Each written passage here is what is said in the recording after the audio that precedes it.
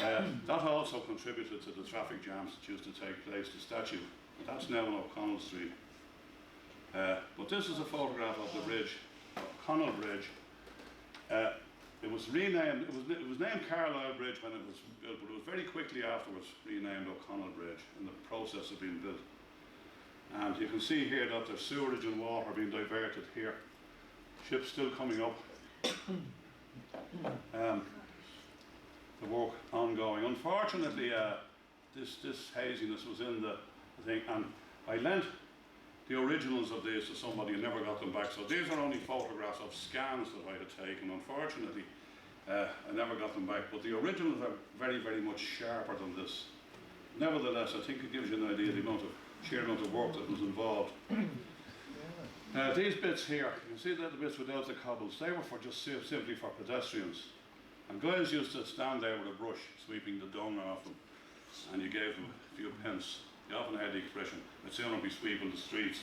But they promptly swept the dung back onto it, apparently, as soon as you were gone.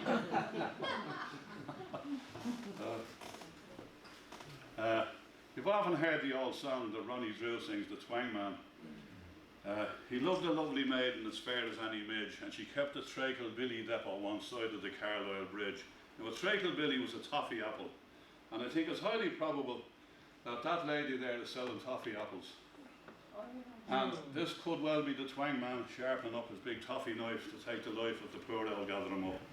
Very fanciful notion, but and that's it, ready to go. The only thing that has to be moved now is the statue. You can see there that the bridge is completed, but there's something going on there. Something going on, there's a big hoarding around here, and what that actually is the preparation of the site for the O'Connell Monument. It's a photograph taken on the day of the unveiling. It's either of the unveiling or of the laying of the first stone. I'm not sure, because there was no dates on an awful lot of these, and it's you have to try and work out for yourself when the date was. Foley, John Henry Foley, who designed the statue, he didn't finish it because he died before the thing was unveiled. And you can see there's something missing from it. His assistant completed the project. You can see there that the angels or the winged victories, whatever, are not on it. They were put on afterwards. And there's a photograph of the bridge again, with the incomplete monument there. Looks very bare without them. Yeah. And horse trams, we're going to see plenty of those as we go along. Does anybody remember those? There's still a few of those knocking around in the 50s. And they weren't just tourist things, they were actual taxis that you would get down at places like Bussardus and what have you. Yeah, you imagine. We have, yeah. There's a horse tram over there. This is unusual because you have pylons, or if you would like to call them, the poles are up and the wires are in place for the electric trams. Nevertheless, you still have a horse tram, and the statue has been moved. Oh, sorry, the statue is still in position. It hasn't been moved further down. But you can see here prodigious amounts of dung on the street. Just have a look at this area here when I switch over. The copper there has a fella in a horse and cart pulled up. I wonder what that was about. Was he speeding, I wonder? And there's some of this dung. With the sheer amount of horse traffic that was on the street, there must have been an awful lot of it. And a man on a bike. But that's unusual because somebody on just an ordinary horse and cart carrying big long poles, whether they're metal or wood, we don't know, probably scaffolding poles and timber. That's the statue there. Beautiful statue of William Smith O'Brien. He was one of the, as you know, the young Irelanders who was transported. And he was eventually pardoned and let come home. But that's Thomas Farrell there, executing in his studio, executing the statue of Barry Sullivan, who was a famous Irish Shakespearean actor. Now you can see that one in Glasnevin, nearly opposite the O'Connell monument, the O'Connell tomb. And you can see I think that's the same thing, that they probably made a maquette out of plaster, first of all, and copying it. So there are a few of Farrell working on statues. There's also a fantastic one by him in St. Patrick's Cathedral, if you're ever in there, the one of Captain Boyd, who was lost out in Kingstown in 1861 from the guard ship Ajax. Now that's the building I pointed at earlier on in the picture of the coal on the quayside. That's Conciliation Hall over on Burke Quay. Now that was finished in 1843, just before O'Connell and his friends were put in jail. They were put in jail for sedition, for inciting sedition among Her Majesty's subjects, and that could literally mean anything, because it was whatever they decided it was going to be. You know, if you raised your head above the parapet at all, you could be charged with sedition. And that's a photograph of it back, I'd say, from the late 1850s or early 60s, when it had ceased to function as such, and it had a few various functions after that.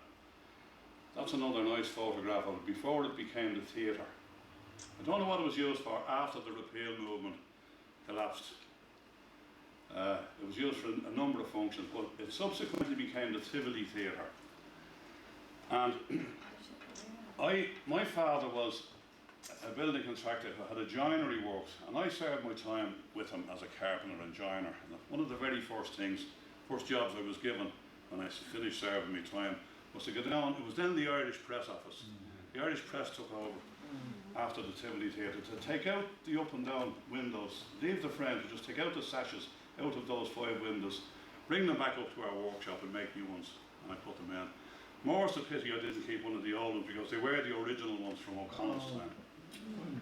But it was a very popular theatre, and it kept going as such as a theatre until 1928. That's a blow-up of the entrance there. Wait here for the early sixpenny pit. You can read, you can actually read, give you an idea of the clarity of the photographs, that you can actually read the posters in them.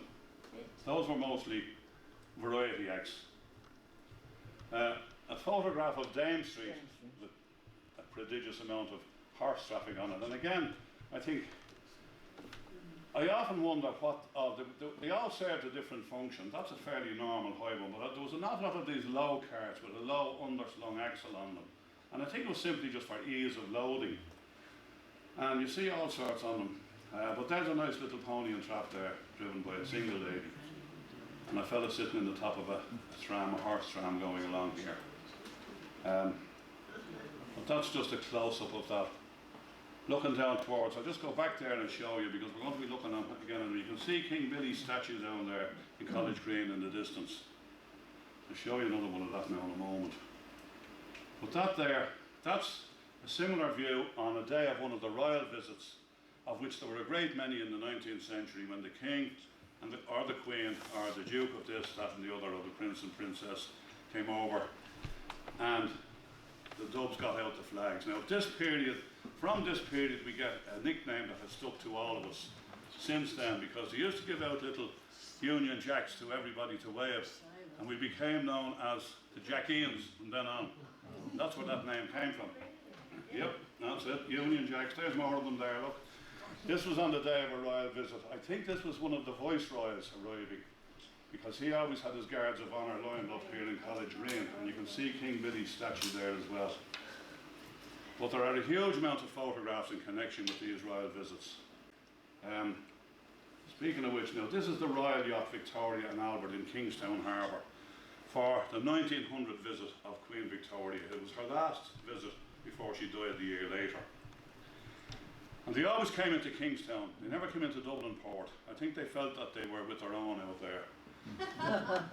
You know, and they didn't have to rub shoulders with the high polloi when they came into Dublin Port with driving up the docks or whatever, you know. But they really did themselves well, didn't they? I mean, the quality of that. And there she is there. That's just on the quay wall at Kingstown, ready to take off. You can see how tiny she looks there. It was said at the time she was as broad as she was tall.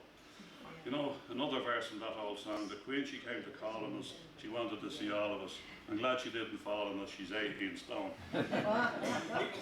But she had a penchant for these big burly Scotsmen wearing kilts. And a lot of you might have seen the great film with Billy Connolly as John Brown. Marvellous film. He was her paramour. I was hoping that one of these might have been John Brown, but apparently Brown had died long before this photograph was taken. She probably wore them out. But the two ladies with her are her two daughters. One was Princess Beatrice von Schleswig-Holstein. The other was Princess Helena von Battenberg. They were thick as thieves with the Germans at the time. They were all married to German princes and what have you. This was I actually think this photograph is back to front. It needs to be swung 180 degrees because the writing's back to front on that. I only noticed today. But they erected several of these over the years for various royal visits. And it was always on Leeson Street Bridge because I think that defines the city limit or in some way, that the Lord Mayor would be waiting inside that to welcome the monarch or whosoever it was of the royalty that was coming in. And there was another one built down for Edward VII, and he arrived of a different shape. But they used to take them down and erect them in other places. Now I can't remember exactly where that one was re-erected. But we mentioned King Billy earlier on. It was a very, very fine equestrian statue by the great sculptor Grinling Gibbons, who was also a wonderful wood carver. There are examples of his wood carving in Dublin Castle. But it was always a very contentious piece of sculpture because during the 12th of July celebrations, the Orange people used to put green shamrocks and green emblems underneath the horses' hooves. And during nationalist celebrations and at other times, the statue used to get daubed with all sorts of nasty stuff, and they used to, it was blown up a few times at any rate. And ultimately, I think it was finally blown up around 1928. And I think it's been refurbished and it's in some English city now. But as I say, it was always a very contentious, William of Orange, contentious statue. That's the Gough statue, another equestrian statue that went the same way, the way of all equestrian statues in the country. This one was by John Henry Foley, the man who sculpted the O'Connell monument, or statue. And that was blown up several times, had the head cut off it. And then it was finally blown up in the 1950s. I think that's in... It wasn't the 1960s, was it? It could well be now. I remember it vividly because I remember seeing it lying in a heap on the road. And it was taken away, and I think it's in, not Cheltenham, I named it something like that, but it is still in existence. And the Wellington testimonial here, somebody tried to blow that up also in the 1950s, in the IRA campaign of the 1950s.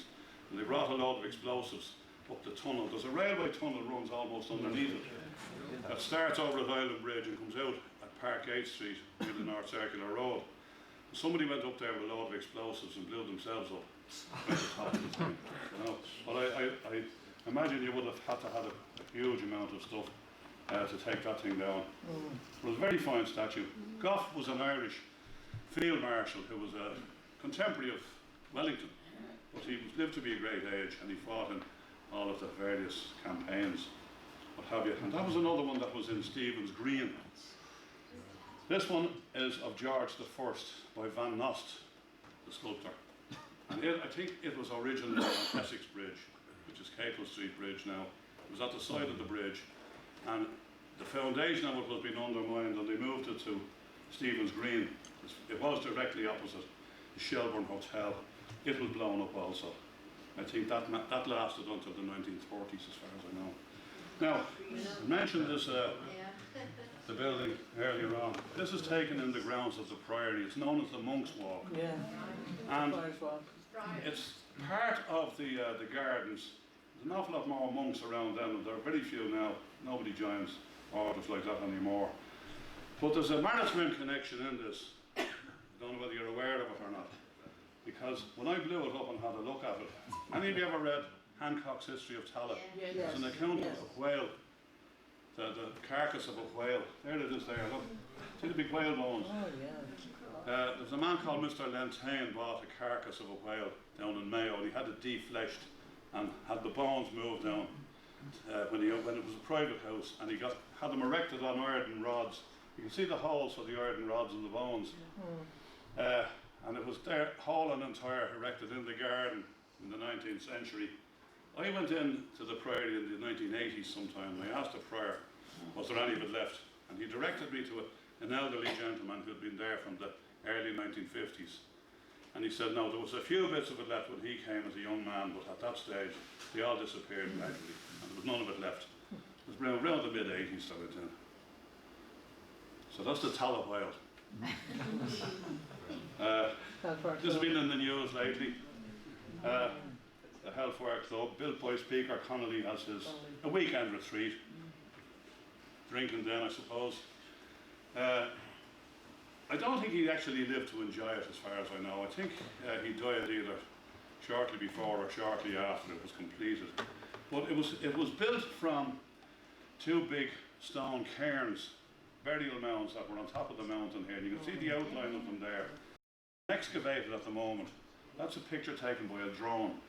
And they use all of the stones. You'll see these type of mounds up on other hills in the Dublin mountains, notably on Sea Fin and Sea Han, places like that. Tree rock. Yeah, but there were burial chambers, but they're after making some very important discoveries now, because I think they've uncovered the remains of the burial chambers in them.